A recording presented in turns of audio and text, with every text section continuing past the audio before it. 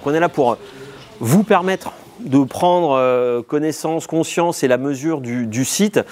Pour nous, c'est quelque chose de très important. D'abord parce que c'est un projet finalement ancien, majeur parce que voilà, le CHU, il a la particularité à Nantes de ne pas être à l'extérieur, en périphérie, mais d'être effectivement en cœur de ville.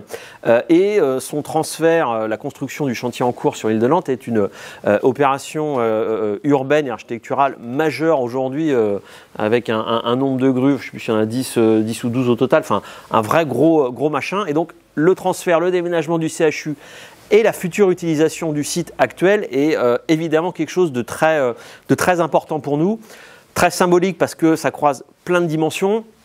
Des dimensions patrimoniales. On a une partie du site qui est enregistrée au label Patrimoine du XXIe siècle, qui fait partie des reconstructions d'après-guerre. On a eu des ajouts de différentes époques. On est dans un bâtiment d'une époque, il y en a d'autres plus récents sur la Loire, parce que c'est un site qui est aussi quelque part assez fermé. Juste derrière nous, voilà, à notre gauche ici, on a le centre-ville historique qui est de fait historiquement coupé par cet élément du CHU, et de l'autre côté, on a la Loire. Un des enjeux de l'évolution de ce site est de retrouver une continuité et une ouverture vers la Loire. Une ouverture et une connexion aussi vers la ville, sur les différents côtés, puisque le CHU, par son fonctionnement et sa masse, crée cette barrière. Et il est aujourd'hui quasi intégralement imperméabilisé. Et Johanna Roland, la maire de Nantes, avait posé comme grand enjeu de pouvoir retrouver sur ce site la possibilité d'y faire, en cœur de ville, un parc nourricier sur une partie des emprises qui resteront à définir et à travailler. On peut avoir quelques idées, on espère que vous en aurez aussi.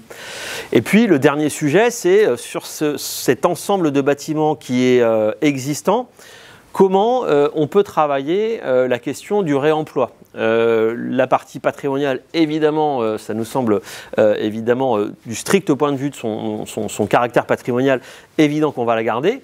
Sur d'autres bâtiments, parce qu'ils sont déjà là, existants, construits, ils ont déjà consommé le carbone de leur construction, et donc la notion de réemploi, elle nous intéresse aussi dans cette dimension-là.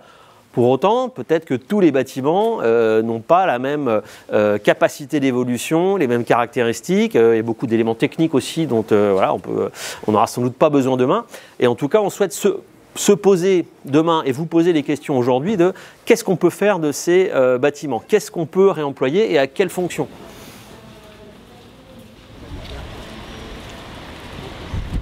Donc on va accéder par la chapelle, donc c'est la partie ouest de l'Hôtel-Dieu, d'accord. Et donc vous avez en arrière-plan donc l'IGH, l'immeuble de grande hauteur, d'accord. Donc on va traverser...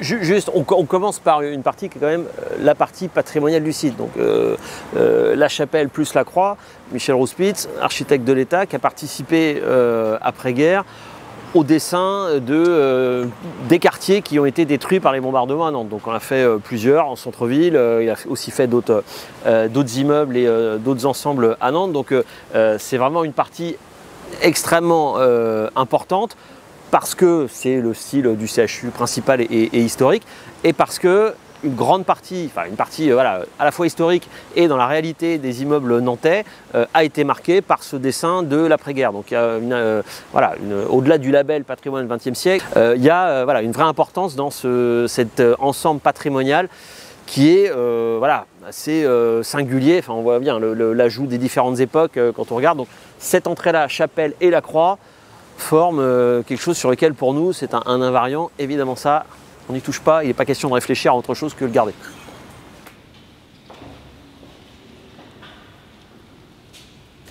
Demain, sous réserve de discussion avec le diocèse, elle devrait être déconsacrée, enfin, a priori. C'est ouvert en tous les cas. Donc là, on est dans le noyau central de l'IGH, au niveau rez-de-chaussée bas. Et donc ce que je vous propose, c'est qu'on sorte pour voir la chapelle avec une vue extérieure. On a une nouvelle vue sur la chapelle à partir du 8e, là. Donc là, on voit le toit de la chapelle. Et puis aussi, en partie, parce qu'on est monté dans les étages aussi, le rapport entre le CHU et une part de son environnement. Parce que quand même, on voit bien qu'on est plus haut que tout, déjà, là, et qu'on domine... Enfin, voilà, il y a un enjeu aussi à se dire de ce qu'est-ce qu'on pourra faire dans ces étages? On est quand même sur un IGH très haut, enfin, on voit bien que quand on est au pied de l'immeuble et quand on est en hauteur, ça sera encore mieux au 9e. Voilà, il y a une situation qui est quand même assez particulière, dont il faudra aussi se demander, voilà, qu'est-ce qu'on fait? Est-ce que c'est le bon endroit pour y habiter, y vivre, ou y travailler, ou y venir? Bon. Voilà. Donc là, on est dans le noyau central, donc au sein de la croix, hein, au milieu de la croix, avec l'aile nord, l'aile est, l'aile sud derrière moi, et donc l'aile ouest qui est un peu particulière parce que là, on a une rampe, d'accord, et c'est un niveau particulier, hein, entre le 8e et le 9e, on a un 8,5, d'accord. Donc, par contre, là, on va emprunter la rampe pour monter au 9e, c'est une rampe de secours, hein, qui part du 9e et qui redescend jusqu'au rez-de-jardin. Ce qu'on va faire, on va rentrer donc dans l'aile est, donc c'est le restaurant actuellement, et vous allez pouvoir avoir une vue de la partie ville, côté nord et côté sud, d'accord. Et on sortira justement après sur la terrasse pour voir les bâtiments, entre autres les urgences, le plateau technique médico-chirurgical, la maternité, la pédiatrie, tous ces bâtiments-là, vous allez pouvoir les observer du haut. Et on sortira justement... Là on est côté nord, avec le centre de soins dentaires, le bâtiment qui est où il y a le porche dessous. À la partie centrale, là, on a le bâtiment usine qu'on appelle, avec donc où se situe tout ce qui est groupe électrogène, tout ce qui est distribution de l'énergie. Donc où vous voyez les grues là, c'est le chantier de l'île de Nantes, d'accord, du futur hôpital. Ensuite, où il y a l'hélicoptère, donc c'est le SAMU avec l'hélistation sur votre droite. Donc l'extrémité donc l'aile sud sur votre droite aussi. En dessous, vous avez le plateau technique où là on a les urgences, les laboratoires, d'accord. Après sur votre gauche avec les parois vitrées, ça c'est le plateau technique médico-chirurgical. Ensuite, les deux bâtiments qui sont, enfin les deux colonnes vertes et le bâtiment qui les relie. Là ici c'est la pédiatrie, d'accord. Le bâtiment qui fait la pointe, c'est la maternité. Et en dessous, vous avez donc l'établissement de sang français du sang. L'EFS, pardon. D'accord. Donc voilà. Alors, avec un enjeu qu'on voit bien, qu'on peut deviner ici, ça se voit peut-être mieux même de l'autre côté, mais là, bâtiment, construction, milieu 20e, en face sur la Loire. Le plus récent, toutes les stations et le centre d'appel des urgences qui surplombe même la 4 voies, enfin la 2 voies qui va sur la Loire, et tout le front avec l'hôpital mère et enfant, qui font partie de questions qui ont quand même émergé au moment du transfert du CHU, en disant bon ok, on comprend la croix, elle est ancienne, machin, etc. Mais du coup, pourquoi avoir investi jusqu'au dernier moment dans des bâtiments neufs et en partir? On est au-delà de cette question maintenant, puisque du transfert, mais dans le réemploi des bâtiments, c'est évident que la question du dernier construit avec les licitations, de la maternité par rapport à d'autres, plus anciens ou d'autres éléments techniques de l'autre côté, on voit bien que l'époque et la nature ne posent pas la même question, y compris aux Nantais, sur la capacité de le bouger ou d'y toucher. Honnêtement, c'est sûr que dire péter le dernier bâtiment construit, moi en tant qu'élu, j'aurais du mal à le justifier. Le plateau technique, là, ou les trucs à l'intérieur, ou les éléments derrière, ça pose pas la même sensibilité. Par contre, sur la question du réemploi des dernières choses sur lesquelles le CHU investit, j'aimerais dire jusqu'au bout, il faudra investir sur de l'entretien et voilà. Évidemment, ça pose pas le même enjeu. Et donc, voilà, le parc nourricier, moi, de mon point de vue, on peut le faire là-bas, on peut en mettre un bout là, voilà, mais sans doute pas dans les autres bâtiments derrière. Bon, voilà.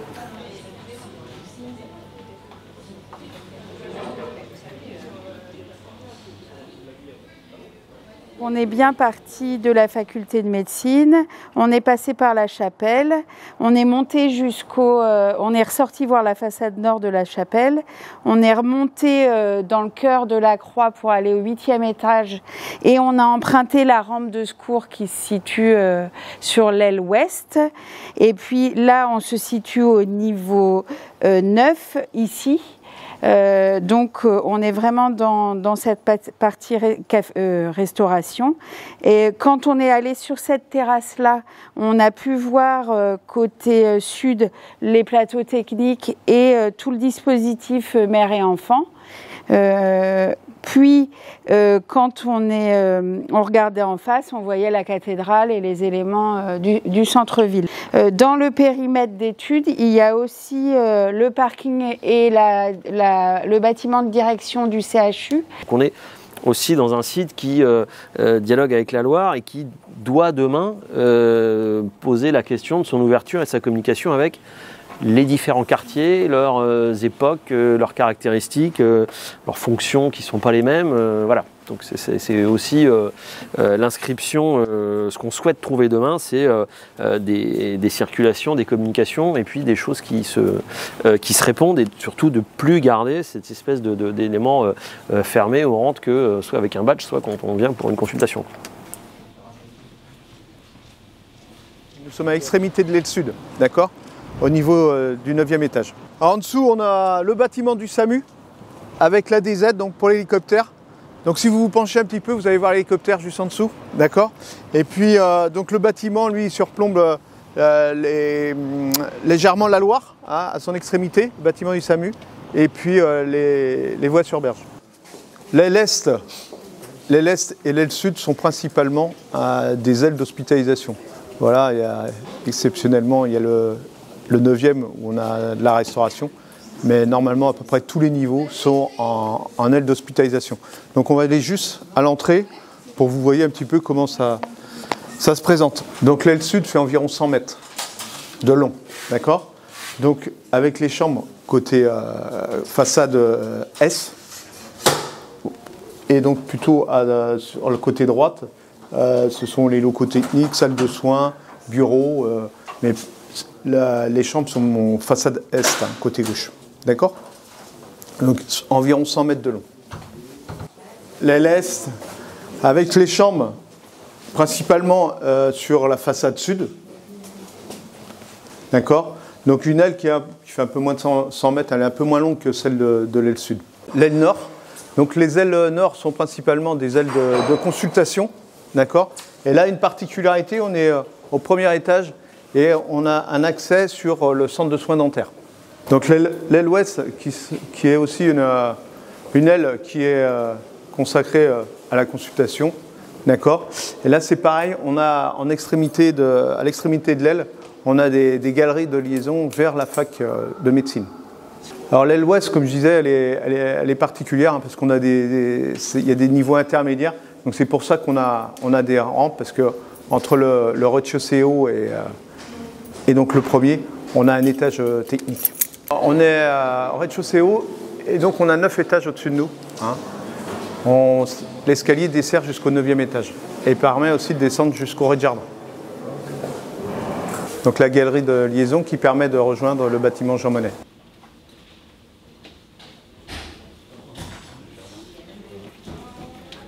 Si on descend donc au sous-sol, on va trouver donc tout ce qui est locaux techniques, des archives aussi, et puis après on a une partie parking. D'accord. Et sous la croix ? Sous la croix, donc là, donc rez-de-jardin, on est au niveau rez-de-jardin.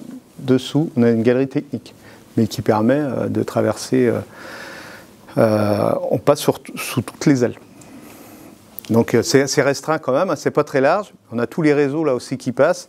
Et on va dire ça fait 1,80 m quand on est obligé de se baisser un petit peu pour passer, mais oui, c'est accessible. Donc là nous sommes donc à l'accueil de Jean Monnet avec accès direct sur le boulevard et sur le tramway. Et donc après donc, on a des ascenseurs qui desservent les différents niveaux.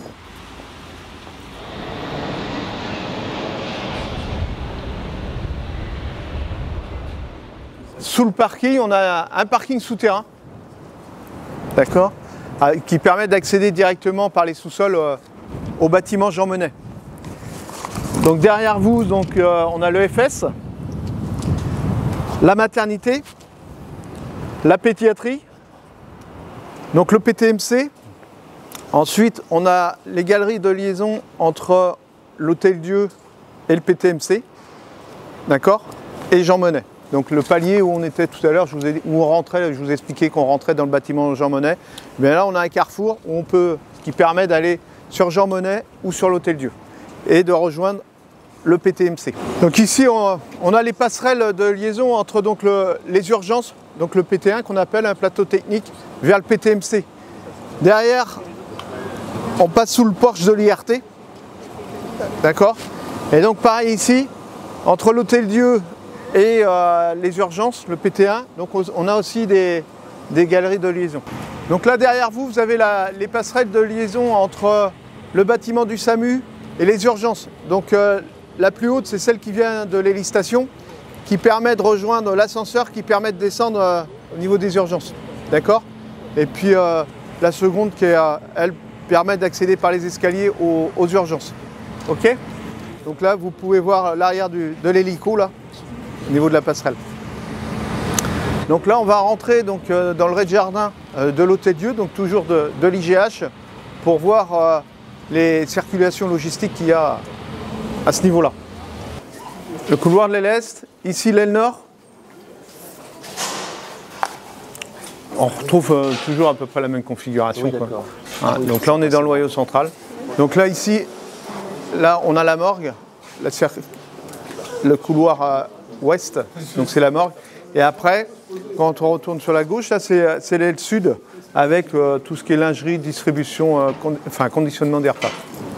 Donc là, on se situe sur le plateau technique, au niveau des urgences, donc avec un accès par une rampe, qui permet donc aux ambulances d'accéder à l'accueil des urgences. D'accord. On a un vide là qui permet d'avoir, qui sert de puits de lumière pour donc les bureaux du rez-de-jardin. On se situe donc à l'extrémité de l'aile sud avec les quais de livraison. D'accord. Et donc derrière vous le bâtiment du SAMU. Donc on est sur l'esplanade de la maternité. D'accord. Et donc au-dessus de vous, vous avez donc les blocs opératoires avec une galerie de liaison sur le bâtiment principal. L'idée, c'était de leur montrer de visu la réalité du fonctionnement aujourd'hui du CHU et quelques perceptions du site, de ses contraintes, de ses réalités au-delà des plans. Donc ce qu'on en attend, c'est d'avoir une lecture nouvelle, fraîche, puisque les équipes ne connaissaient pas ce site avant, et qu'elles puissent nous guider sur l'évolution de cet ensemble de bâtiments extrêmement vaste, extrêmement contraint, de différentes époques, avec différentes contraintes, et qu'on puisse derrière percevoir toute l'évolution possible. À la fois en tenant compte de cet enjeu de réemploi, puisque les bâtiments sont existants, donc ils ont émis leur carbone, donc pour nous il y a un intérêt à les conserver. En même temps, nous avons des entrants très clairs sur la volonté d'avoir un parc nourricier, donc il va falloir trouver les endroits à désimperméabiliser et à ouvrir pour permettre l'arrivée de ce parc nourricier. Et puis une réflexion à avoir sur les nouveaux usages qu'on pourra trouver demain. Logement, hébergement, vie associative, fonctions économiques, fonctions qui peuvent tourner autour du soin du vivant et du soin de l'humain, des habitants, et de l'adéquation entre les bâtiments existants et leur évolution possible. Donc c'est à la lumière du croisement de ces différentes contraintes, réemploi, parc nourricier, évolution possible et nouveaux usages, que nous accueillerons les propositions de ces équipes. Proposition qu'on espère riche, décoiffante, parce que si on fait appel à des jeunes équipes, c'est pour avoir leur réflexion plus fraîche peut-être que des architectes du coin, et donc dans un point de carrière où ils sont en capacité de réfléchir différemment, et pour nous permettre ensuite de nourrir notre propre réflexion dans la construction du projet à venir. Donc on espère effectivement qu'on puisse recevoir avec intérêt ces propositions des lauréats, et puis que ça puisse aussi après nourrir la réflexion des Nantais sur l'évolution de ce ex-futur CHU.